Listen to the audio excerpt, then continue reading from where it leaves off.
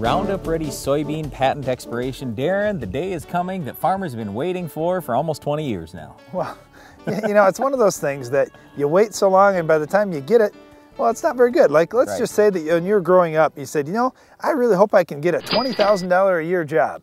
And then by the time you get out of college, you say, whoa, 20,000, that's nothing. I got to have a $40,000 job or better. And you know, it's just the same thing with Roundup Ready 1 soybeans, the original Roundup trait that came out in beans. You know, hey, it's been a great trait for a lot of years, but you know what? The genetics just haven't kept up now, and the Roundup Ready to Yield and the Liberty Link trait and some of these other things that are coming with the dicamba trait and enlist beans. You know, all that's coming, Brian, and Roundup 1 just isn't exciting anymore to me. Well, it's not, and part of the reason why is they stopped breeding Roundup 1 beans many years ago. So basically, if you're going to plant Roundup 1 soybeans today, you're probably talking 8-year-old technology at least. And as fast as they're able to develop newer, better soybeans today, you talk 8 years ago, you're probably dropping 5 bushels plus. When you look at this Roundup Ready 1 trait, it doesn't expire for a while yet. I've talked to a number of farmers over the winter that are all excited about, you know, I should plant some Roundup Ready 1s this year because I could save them. Hold on, you're way ahead of the game. That Roundup Ready 1 patent doesn't expire until late in the season. I believe it's August of 2014. Well, you're not going to wait till August to plant. You're going to plant some crop much earlier than that next year. So really, we're talking about 2015, where you could potentially save some Roundup Ready 1 beans if you felt that was the best business decision for your farm. Okay, so if you want to plant Roundup Ready 1 soybeans this spring, you certainly can do it, but you can't save them for the 2014 season. You're going to have to wait till next year. But I guess what I kind of come back to is,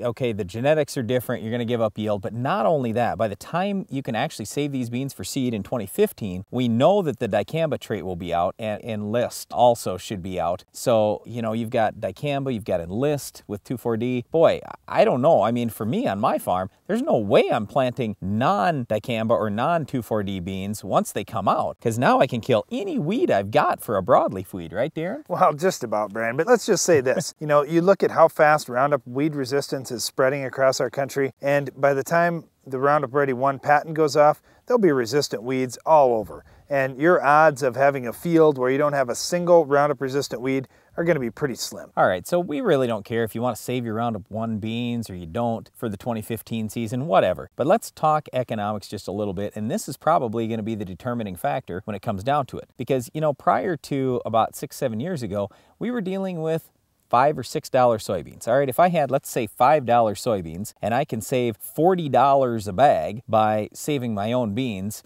well, you know what? I got to have an 8-bushel gain. That's an awful lot of money. Now, with $15 beans or even $10 beans, you know, I don't know what the market's going to be this fall. Let's figure it even at 10. Okay, so all of a sudden $40, now you're talking 4 bushels. Well, I'm going to beat 4 bushels hands down, okay? When we start talking 8 bushels, that's where it gets pretty questionable. But at the 4 bushel difference, there's no way I'm saving Roundup 1 beans. What do you think? You know, the point is, when you're making these decisions, especially seed decisions, you can't be looking at it just as, well, what does the seed cost versus the other seed? And you know, I don't want to spend 40 or 50 bucks. I'm going to take it out of my bin and spend 15. Well, okay, that's a cost decision. That's not a decision based on what's going to make you the most money. And really, with all your inputs, on our show, you'll hear us pound this thought over and over again that you can't look at these inputs as costs. You have to look at them as investments. And you say, if I'm going to plant this seed, I've got the potential to get 5 to 10 bushels more than if I plant this seed. Well, so what if it costs $20 less? That really doesn't matter. That's only a bushel or a bushel and a half or maybe 2 bushels difference. If you've got 5 to 10 bushels more potential with the better seed and the more expensive seed, well, that's the investment you want to make. Yeah, so I guess when it comes down to it,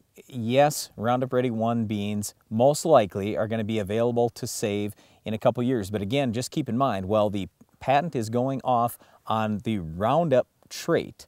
It is not going off on the particular varieties that that trait is in. So unless Monsanto says, hey, we're not going to come after you like we expect they're going to, this is a moot point. It doesn't matter that the Roundup trait's off, the patents aren't. I just wanted to again say it's 2015 before you're the 2015 growing season before you can actually save anything.